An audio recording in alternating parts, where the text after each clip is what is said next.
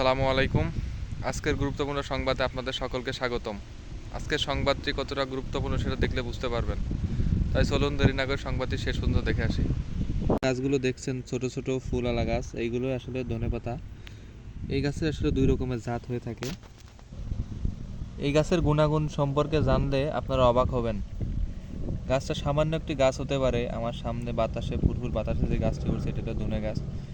দৈনন্দিন জীবনে রান্নার কাজে এবং হোটেল রেস্টুরেন্ট সব কাজে এই গাছের ব্যবহার করা হয়। গাছের পাতা অনেক সুগন্ধ এবং ফুলটা অনেক সুগন্ধ। এখানে যে ফুলটা দেখা যাচ্ছে এই ফুলের এখানে গাছের বীজ হয়ে থাকে এবং পরবর্তীতে এই বীজ থেকে চারা রোপণ করা হয়। এই গাছের যে ফলটা হয়ে থাকে ফলটাও পানের সাথে মানুষ খেয়ে থাকে এবং মুখরোচক অনেক।